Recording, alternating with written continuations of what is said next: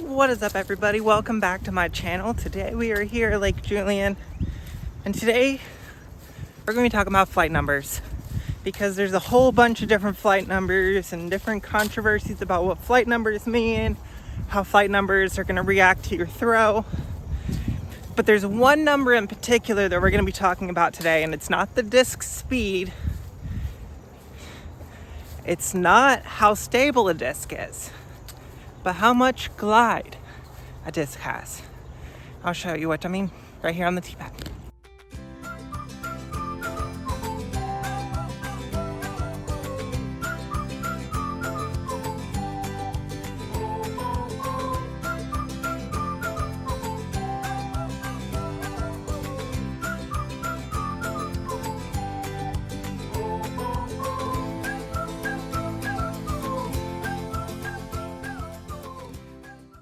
So flight numbers are typically put on a lot of discs that aren't specialty editions.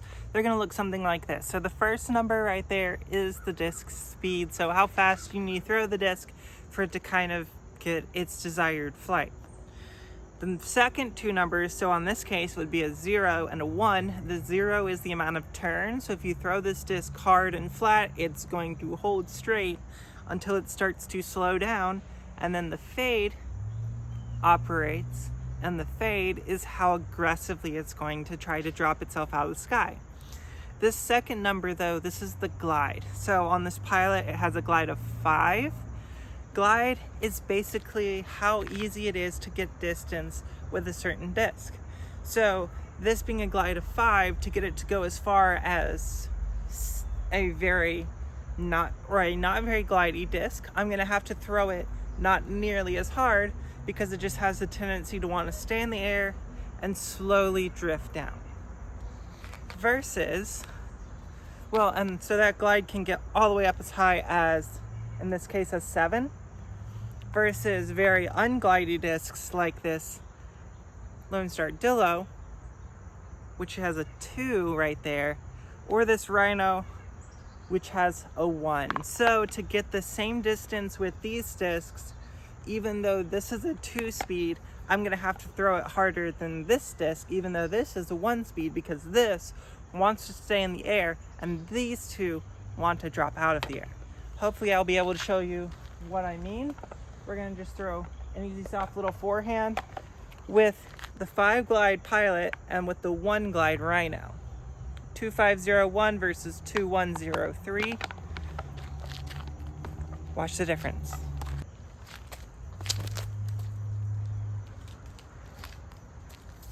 I had to really throw that one versus this Pilot, which I can just kind of hit a little bit easier and really control it more.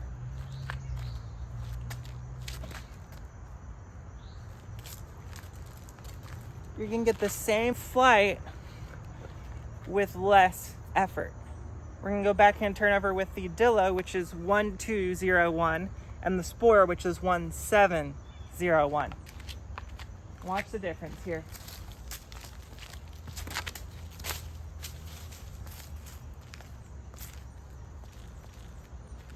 Versus the Spore.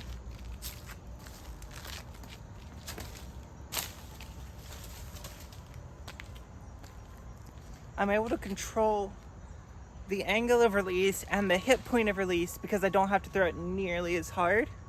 So, glidier discs, easier to control, easier to throw, easier to get distance with, but there's a possibility of them just kind of overshooting sometimes, so that's why having a non-glidey and a very glidey disc are going to be good options. But how far can we make them actually go? I'm going to take the most extreme on either end of the spectrum that we have, which is the Rhino with 1 glide, and this Parachute, which is 170.5. Just going to fan group both of them, and let's see if we throw them easy. Can we make it into the top of that ridge?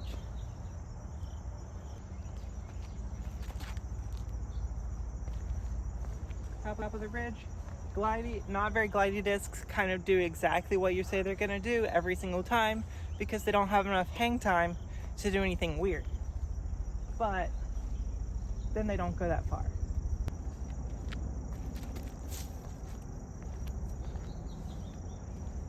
See what I mean? Now, just because you take away glide, it doesn't automatically make a disc more overstable. What taking away glide does is taking away its ability to stay in the air. So for understable discs, they need the hang time to be able to flip and then come back. Where with overstable discs, they're pretty much just going and then dumping. So a lot of times, the more overstable discs tend to have less glide, but you can have the exact same stability and still have almost no glide. This is an Infinite Glyph 1501 versus the 1201 of the Armadillo. Watch how much further the Glyph goes than the Dillo. We're gonna throw the Dillo first.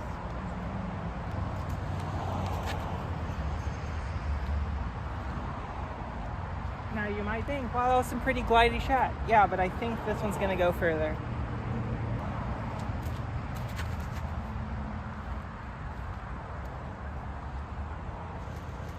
Pretty much the same shot, but I didn't have to throw the Glyph as hard to go as far. And when I'm throwing a little bit harder, I tend to torque over on my wrist a little bit. So you saw the Anheuser on the Dillo that you didn't see on the Glyph, because one of those I'm throwing harder than I am the other. So let's take a disc like the Eagle, for example. You can have an Eagle that is very glidey. You can have an Eagle that's not very glidey at all. And a lot of times that is caused by the overstability. So the one we have, this G-Star Eagle X, definitely more glidey and also definitely less stable than the Star Eagle. However, they both have the same flight number, 74-13. So what does glide do in this instance? Because it's not a zero, so it does have some turn. When discs fly, a lot of times you can see 3 different periods of the flight. They have their initial, you hit them, they're going this fast. That's where you might have any initial like torque flips or something like that, where a slightly flippier disc is probably going to get up to flat. Slightly more overstable disc is pretty much just going to hold on the level you threw it at. So this versus this Eagle is going to go out, and then the glide portion of it is still going out, and then you have the slow down portion or the fade where it's going to drift off this way. This disc, because it has more glide, because it's a touch flippier, it's going to flip up and it's going to drift a little bit, and it's going to drift until it runs out of glide, and then it starts to fade. So a slightly flippier but also glidier disc is going to get you further, but it's going to need more room to work back and forth, if that makes sense. Hopefully I'll be able to show you what I mean off of this T-pad. So I'm going to go Star Eagle first. Both of these are going to be a touch of highs around the release. Watch it accelerate and then glide and then fade. Both of these do it. This one, it's harder to tell. This one, it's a lot easier to tell when it's in the glide portion.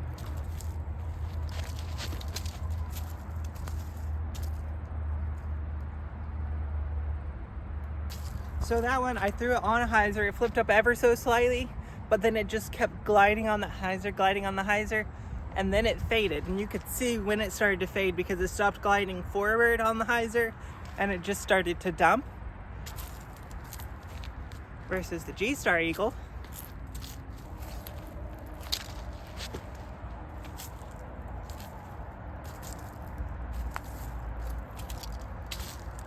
That one definitely flippier, definitely a straighter Eagle, but you could see it flipped up and then it just rode.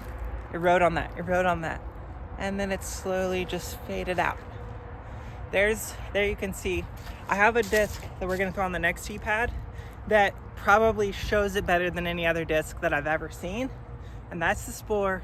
We're gonna watch a Spore fly off a hole 18, and we're gonna just watch the different series of flight. And because it's a 1-speed, because it has so much glide, you get to see basically 3 distinct portions of the flight. It's amazing. Okay, so we have 4 glidey putters, 2 not very glidey putters, and 2 drivers, one that has way more glide than the other one.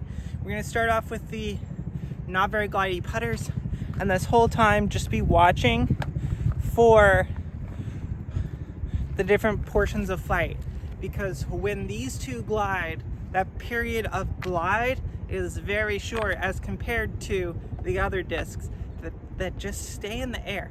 So we're gonna go slower first. This is Lone Star Armadillo 1201.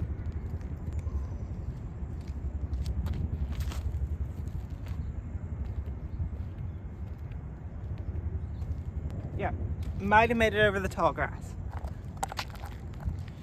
2103 in a Rhino.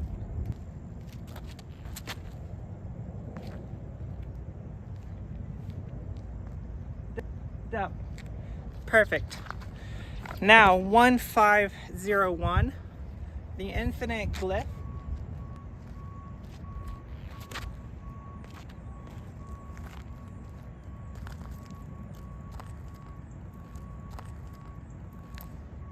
(2501) Streamline Pilot.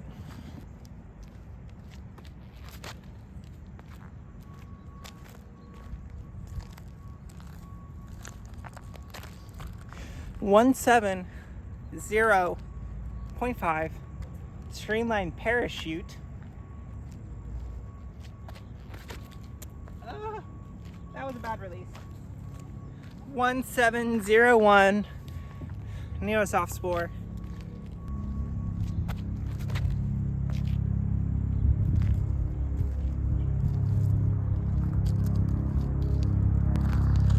Now the 2 Eagles. We're gonna go with the Star first. 74-13.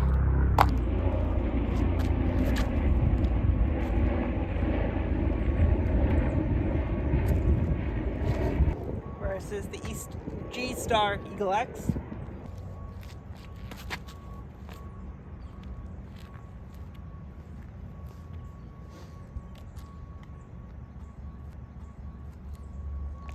So glide does not always equal understability, and overstability does not always equal no glide.